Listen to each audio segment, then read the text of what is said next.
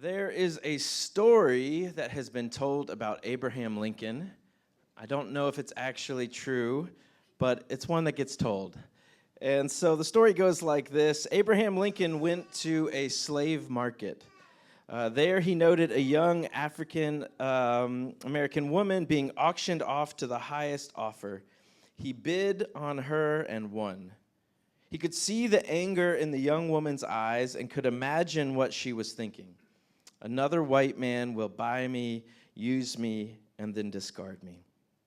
As Lincoln walked off with his new property, he turned to the woman and said, "You're free."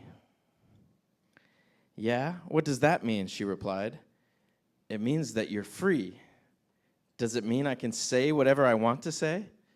"Yes," replied Lincoln, smiling. "It means you can say whatever you want to say." "Does it mean," she asked incredulously, "that I can be whatever I want to be?" "Yes, you can be whatever you want to be." "Does it mean," the young woman said hesitantly, "that I can go wherever I want to go?" "Yes, you are free, and you can go wherever you want to go." "Then," said the woman, with tears welling up in her eyes, "I think I'll go with you." We have been walking through the book of Exodus together, and we started this all the way back in August, like months and months ago. But we're almost we're going to finish it this month, and today we are on part 4 of 5.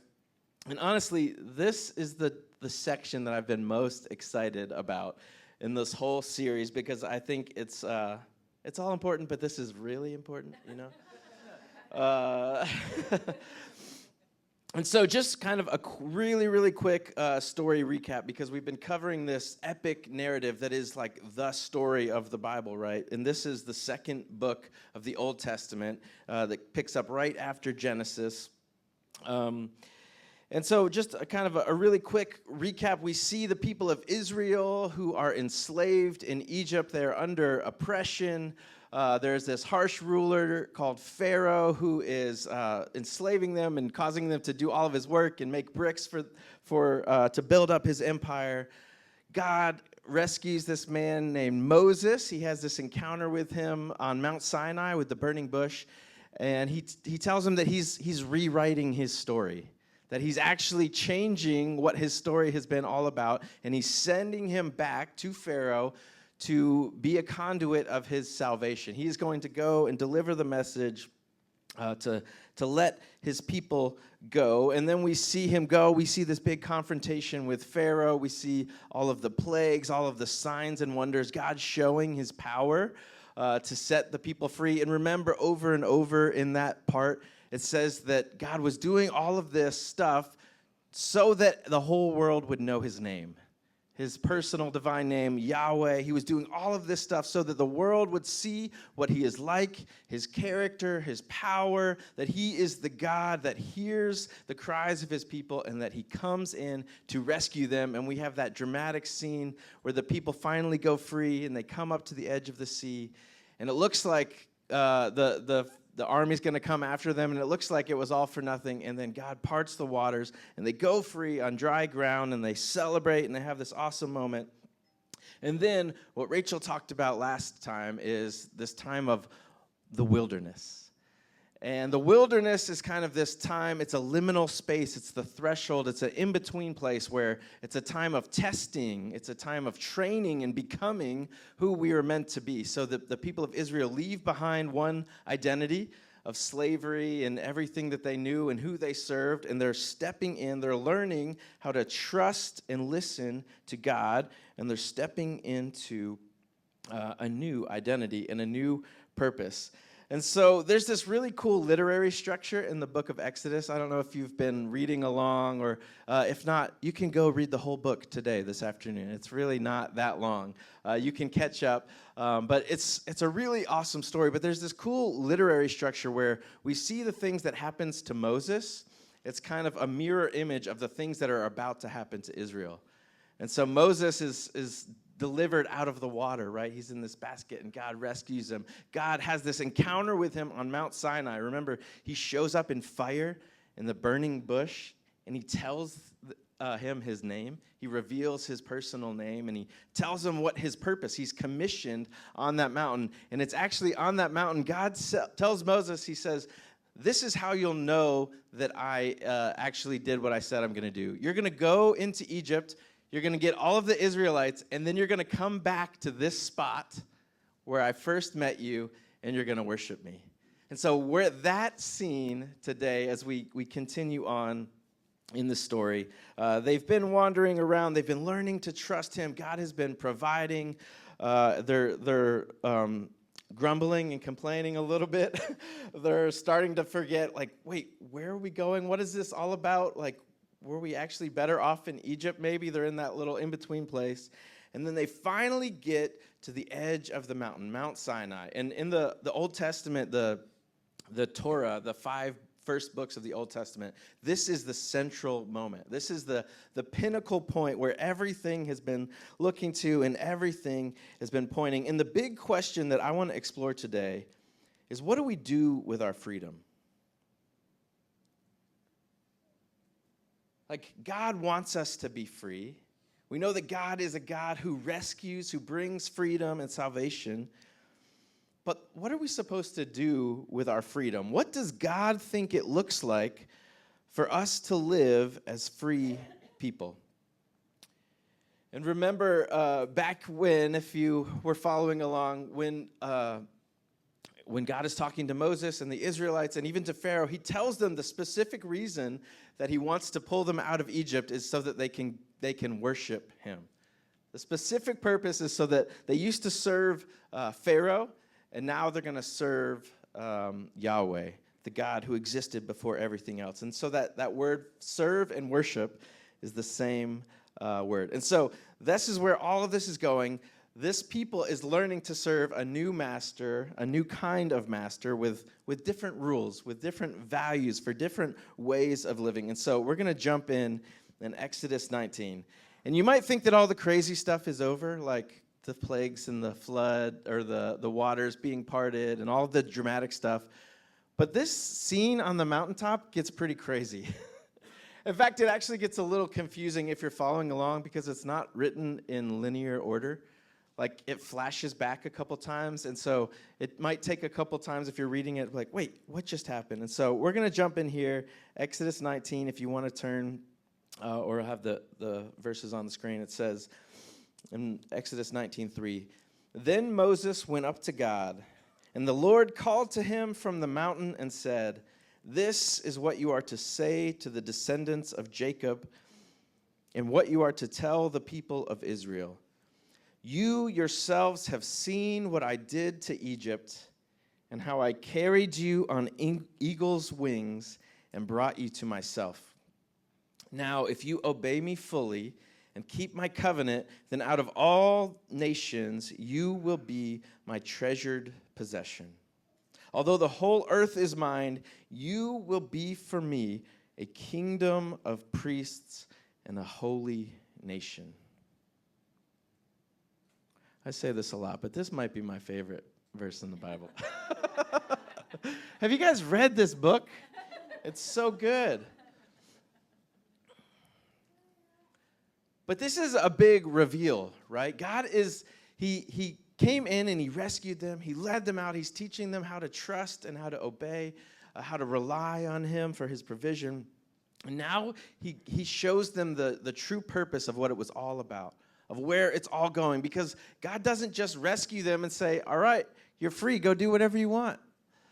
Have fun. Maybe I'll see you at Christmas. He actually says, I did all of this for a very specific purpose. You remember that part with the eagles?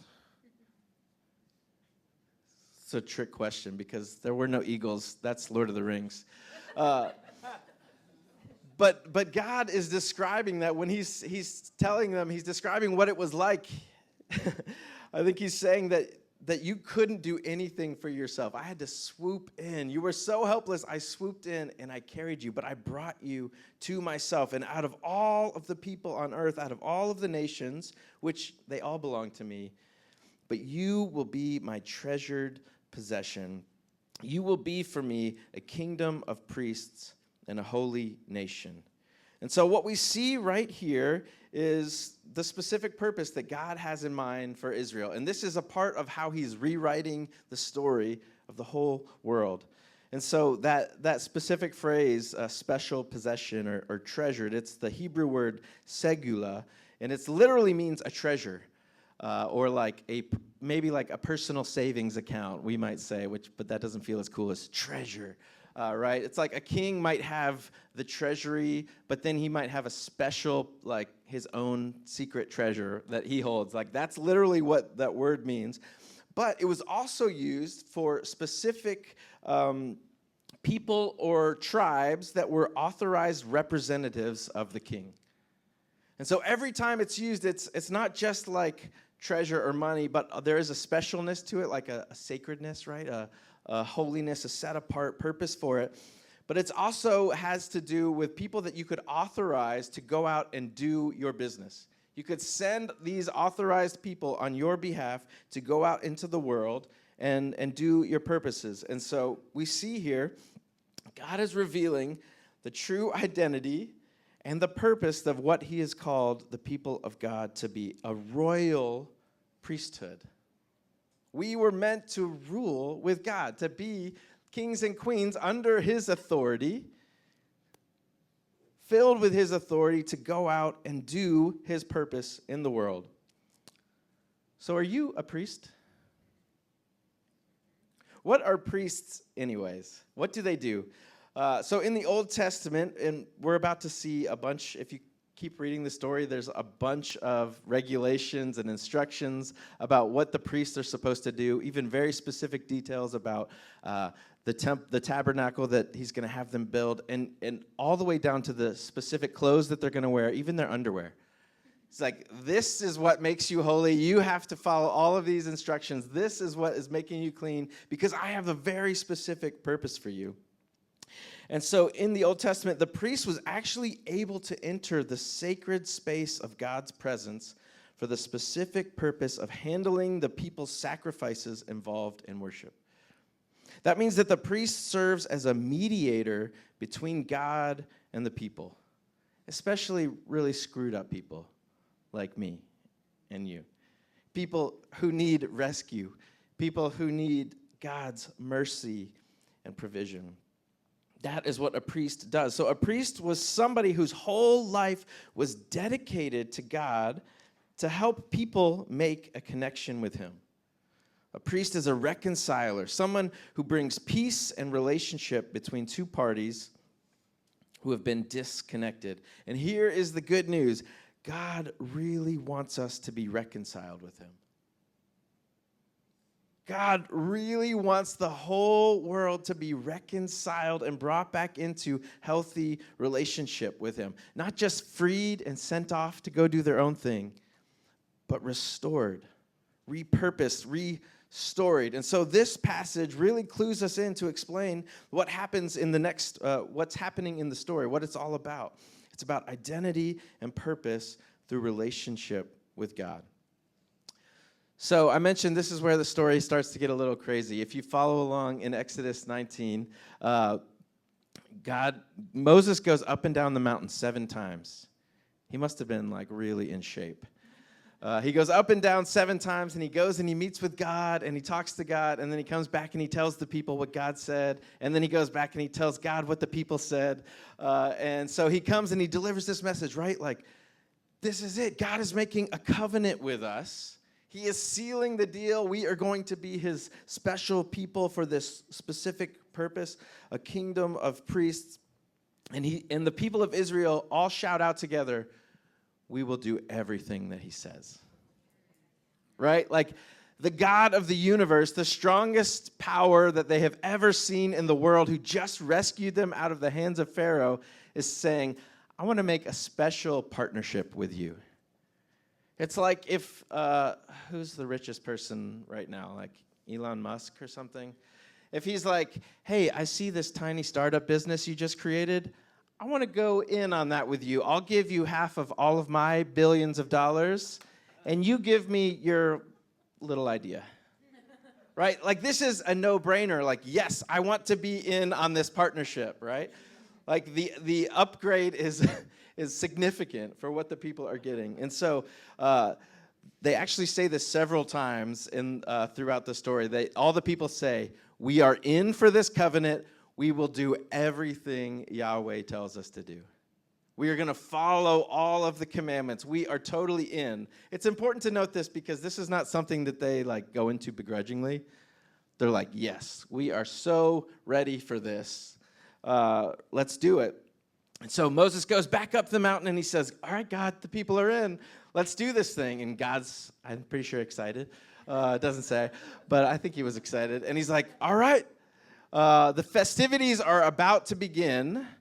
Go down and tell the people for 3 days to consecrate themselves, make themselves holy, like take a shower, wash your clothes, get ready because we're about to make this covenant official. And he says that he is going to come down on the mountain and that all of the people are invited to come up to the mountain and they're going to hear him talk, they're going to encounter his presence, and they're going to make this thing official, this covenant. Right? So this is a huge invitation. God's divine presence. Remember, he's been leading them through the desert in a cloud of fire. And so this God's power is about to be on display. And so this is what happens. The people get ready. They come up to the edge of the mountain. God comes down and he starts talking to Moses, and it's fire. He comes down onto the mountain in fire. I don't know if you've ever seen a mountain engulfed with fire. And it says specifically that when God talked to Moses, what the people heard was thunder. It was like God's divine presence is coming down, and it's crazy. It's getting wild. It's fire. It's thunder. It's loud. And all of this is happening. And God gives the terms of his covenant. And so this goes on, if you're reading in Exodus, goes into chapter 20. Where these are the words that God says. And this is what we call in the Bible the 10 Commandments. Anybody ever heard of that? The 10 Commandments? The funny thing is it's not actually ever called that in the Bible, but we call it that. It's actually called the Decalogue, the 10 words that God is speaking to enact this covenant. So when you think about the 10 Commandments, what comes to your mind? Rules, yes. What else? That about sums it up right there. That sums it up. So we think about rules. This is God giving the rules. Okay. Now, the interesting thing is when we look at this is actually the specific literature is Jewish meditation literature. And so we read this and we think like constitution or law code, like this is like very black and white. These are the rules, these are the laws God is enacting. But it's actually written in such a way that the people are invited to meditate and reflect on these words. In fact, if we go forward and we see all throughout the Old Testament and really in the Psalms, it talks about this all the time, that God's word is meant to be meditated on. It's meant to be treasured. It's sweet, like honey. His laws, his commands give us life. It's better than much gold, one of the Psalms says, right? And so there's this idea that we tend to read this and we think so much about like black and white, these are the laws. But really, this is an invitation. God is showing the people what he is like, and he is inviting them into this new identity for this specific missional purpose of representing him to the world. And so, do you remember what the 10 Commandments get written on? Stone. How many tablets are there? 2 stone tablets, and then like the Charlton Heston movie, it looks like a book, like the stone looks like it would, open. I don't think that's how it was. But did you ever wonder, just really quick sidebar, there's so much really fascinating history that we don't get to go into with this series, but did you ever wonder why there's 2? 5 on one, 5 on the other. 5 on one, 5 on the other. It's interesting. It actually says that it's inscribed front and back, which is interesting. But in a typical covenant treaty at this time, it was common for the two parties that go into an agreement, into a covenant, that they would each get a copy. And so it seems like what's actually happening is that there's two copies of the covenant, one for the people and one for Yahweh, so that they'll know how to follow the covenant that was made. This is the agreement that they're making to one another. And traditionally, in this time, each tribe or nation would take their copy of the covenant and put it in their most sacred place so that their God would look over the covenant and hold them accountable to the agreement that they've made. But in this case, who is going to hold Yahweh accountable to the covenant that he is making?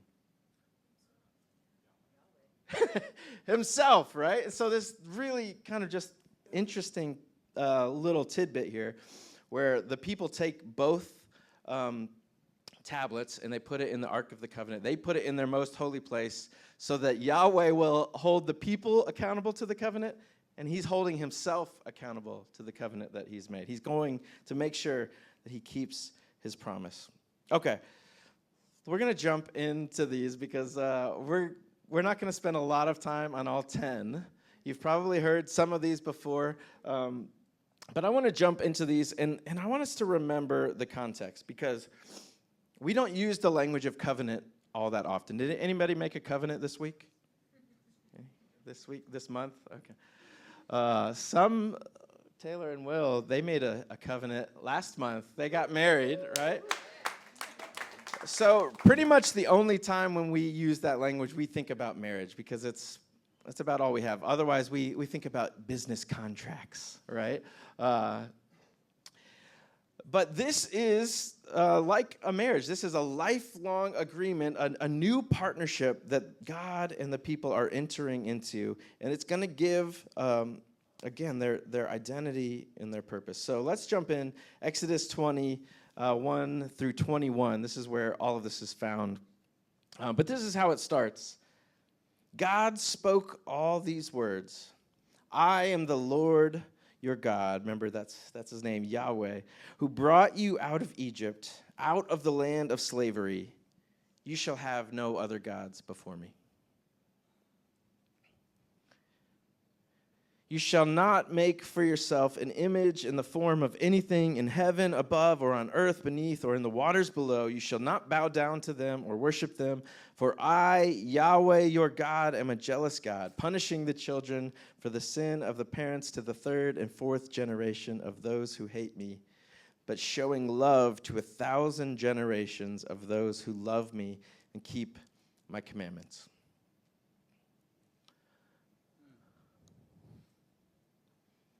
It's getting serious, right?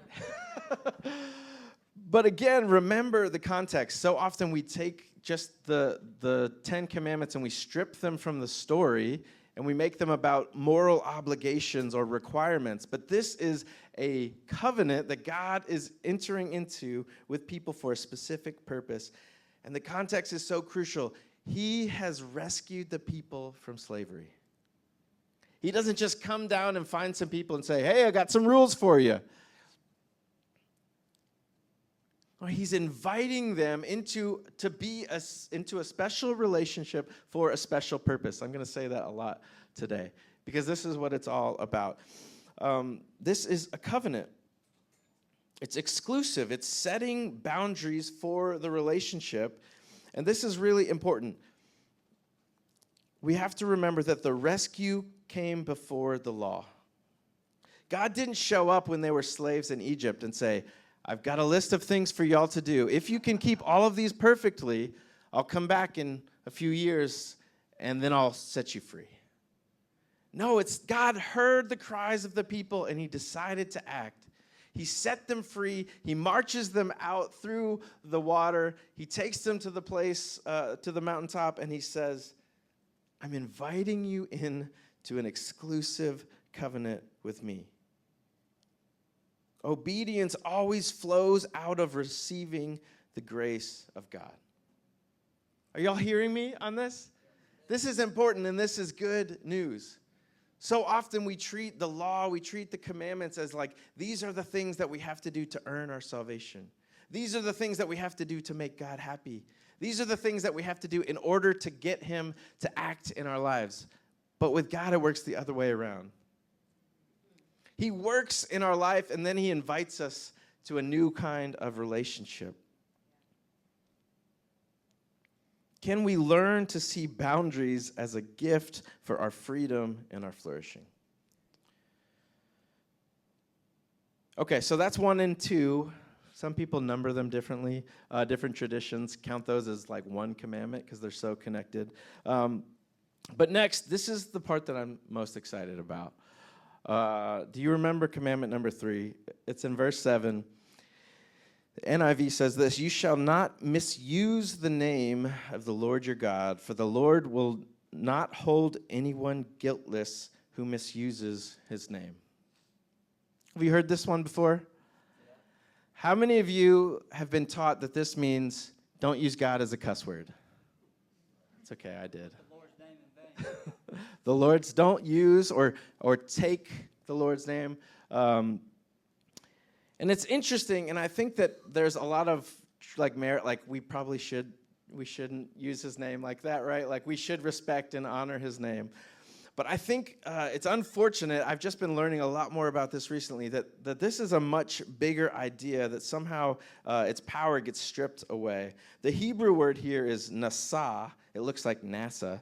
And it's a fairly common word that's translated as take, carry, lift up, or bear. So do you remember in week 2 when we talked about that confrontation between Moses and Pharaoh, God and Pharaoh? He kept saying over and over, this is so that the world will know my name. This is so that Israel will know my name. This is so that you'll know there's no other God like me. This is so you'll know my name, over and over. And as you start to read the Bible through this lens, you'll see the name of God is really important. It's this huge theme that's found over and over again. And so this often gets translated as use the Lord's name in vain. But what I think is really going on, and there's a great book that Rachel and I have read called Bearing God's Name by Dr. Carmen Imes. And she really fleshes out this idea that God is not just saying, don't say my name in a wrong way. That's pretty like subjective too, right? Like we weren't allowed to say, oh my gosh, when I was a kid because that was too close. And that still comes out as I'm a parent. I'm like, ugh. So anyways, it's in there. But what I think is really happening is that God is actually giving us a picture of Israel bearing or carrying Yahweh's name upon themselves. And we see this all the way throughout the priestly instructions that happens later in Exodus chapter 28. Remember I talked about the priestly garments? That chapter is riveting when you get to that. If you like fashion, oh boy. They get the linen ephod. They get all the gemstones, the purple sash. But we're told specifically that the high priest is supposed to wear this breastplate, this breast piece that goes on their chest. And there's 12 gemstones that they put on the breastplate, and each one is engraved like a seal with the name of each of the tribes of Israel. And so it says specifically, this is in Exodus 28, verse 21, there are to be 12 stones, one for each of the names of the sons of Israel, each engraved like a seal with the name of one of the 12 tribes. Whenever Aaron enters the holy place, he will bear the names of the sons of Israel over his heart on his breastpiece of decision as a continuing memorial before the Lord.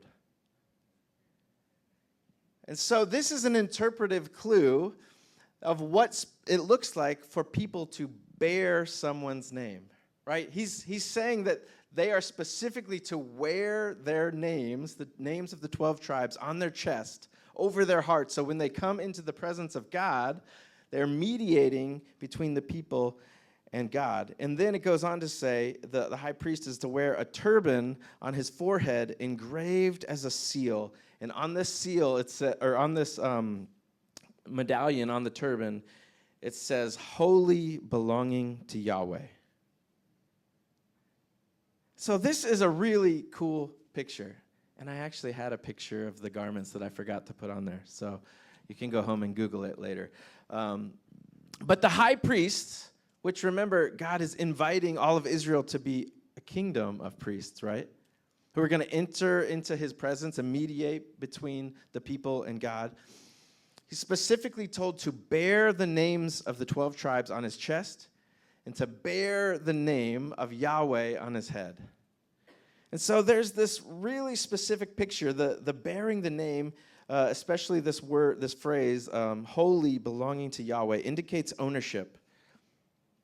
The priest belongs exclusively to Yahweh and serves no other. Is there anything that you wear on your body that has that kind of symbolic meaning or communicates that? Right? If you're married, most of us have a ring that we wear.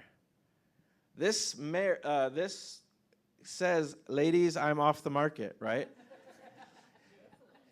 Can you imagine if instead of a little ring, it was a gold medallion that I had on my head everywhere I went that said, "Married, belonging to Rachel."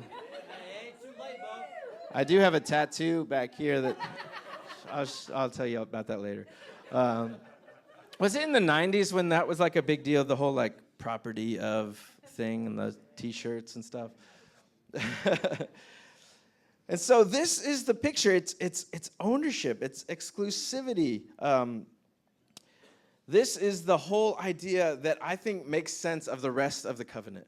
These 2 or 3 laws at the very beginning, they're showing us the picture of what the covenant is all about. What does it look like for a people to live a life of freedom committed exclusively to Yahweh and representing him to the world around us?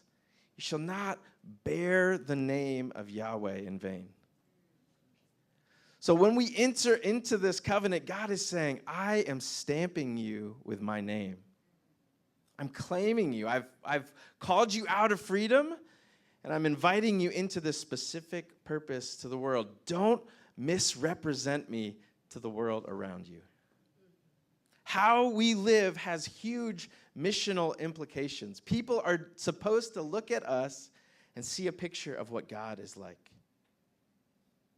His power, his freedom, his justice, his fairness.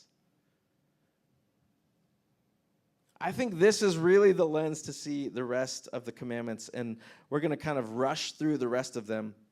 But remember, this is a picture of the covenant is all about what it looks like for a people to serve a different kind of master. What does it look like to serve Yahweh? It looks like rest. The very next commandment in verse 8, remember the Sabbath day by keeping it holy. 6 days you shall labor and do all of your work, but the 7th day is a Sabbath to the Lord your God. On it you shall not do any work, neither you, nor your son, or your daughter, nor your male or female servant, nor your animals, nor any foreigner residing in your towns. For in 6 days the Lord made the heavens and the earth and the sea and all that is in them, but he rested on the 7th day. Therefore the Lord blessed the Sabbath day and made it holy.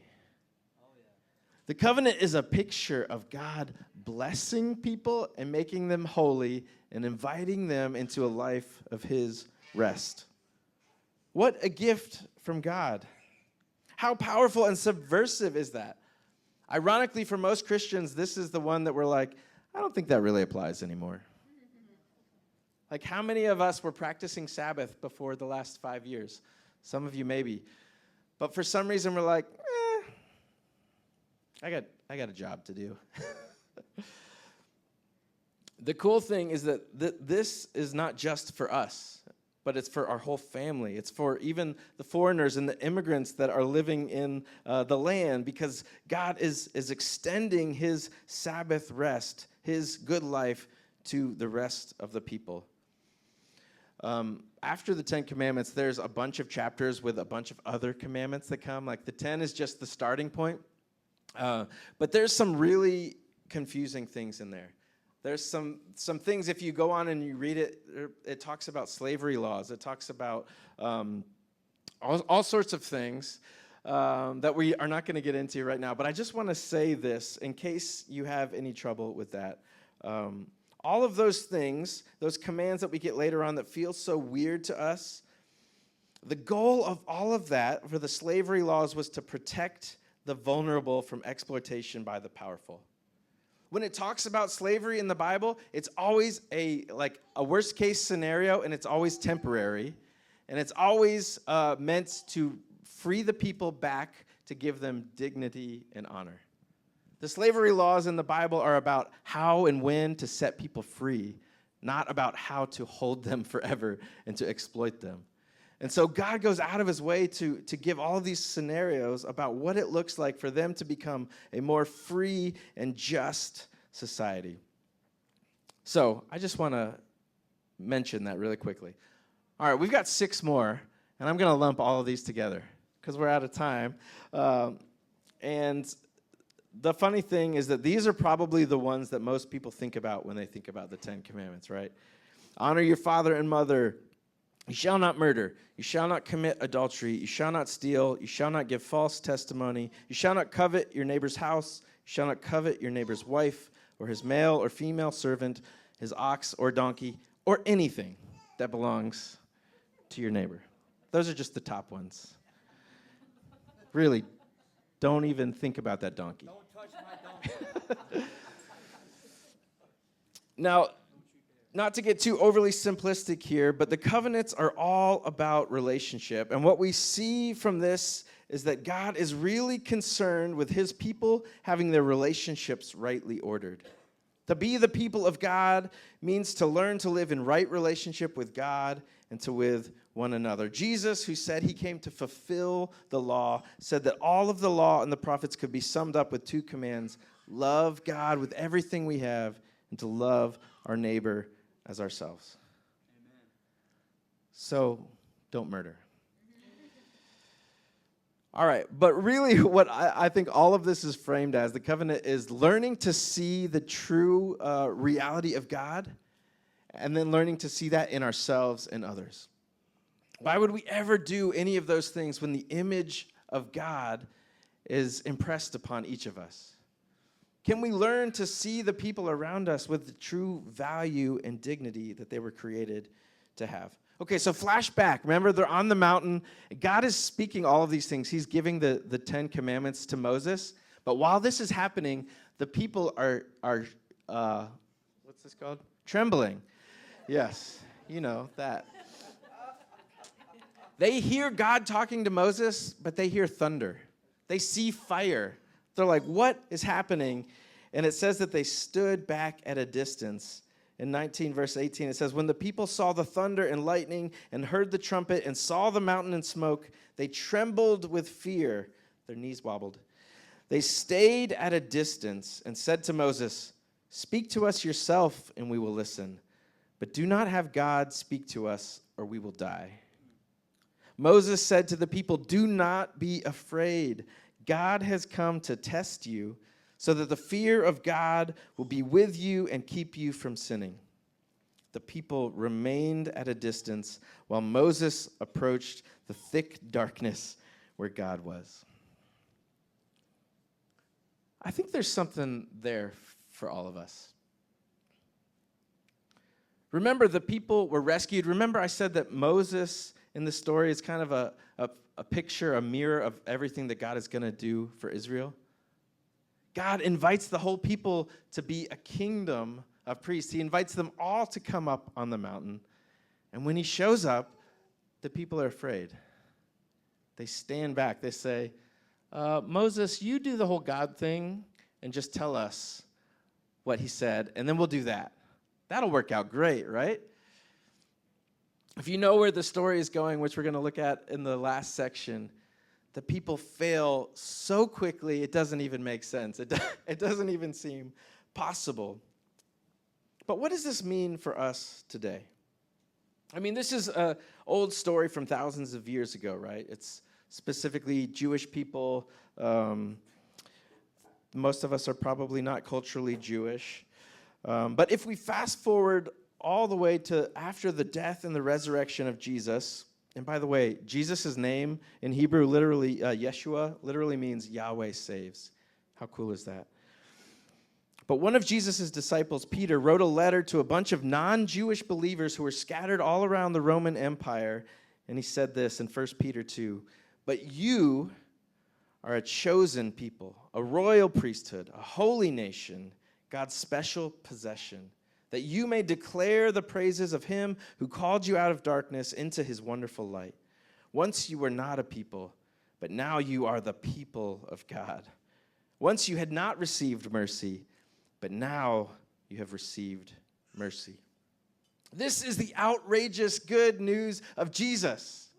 Every single one of us, no matter where we were born, no matter when, no matter what we've done, has been invited through the blood of the new covenant that Jesus provides to enter into this relationship with Jesus. We get the full blessing, the joy of his presence, his leadership, his guiding and empowering us to join the mission alongside him to bring freedom, justice, and reconciliation to everyone. Remember, God wants the whole world to be redeemed. We've been set free. We've received mercy. We've been welcomed into the family of God. Yahweh, the great I am, the creator and sustainer of all things, has claimed us. He's marked us with his seal. He's written his name upon us. How will we represent him to the world? What do people see when they look at the way that we live? Let's all stand.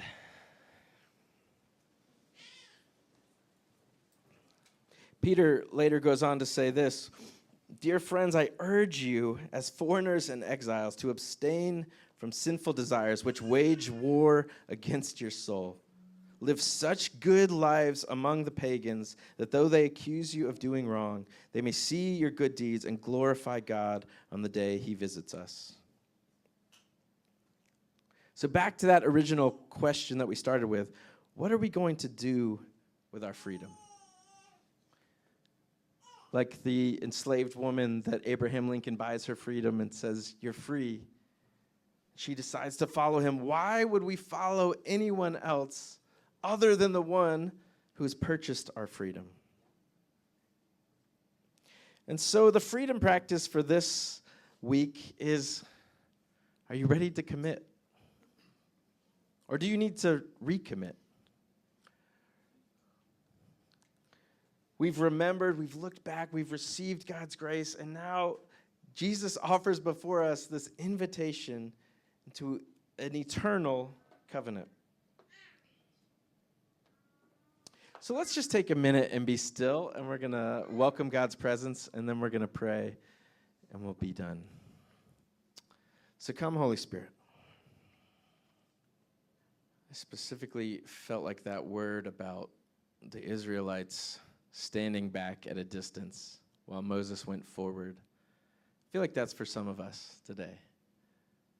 Maybe you have been exploring Jesus. Maybe you've been in church. Maybe you've been a part of everything that God is doing, but you're just watching from a distance.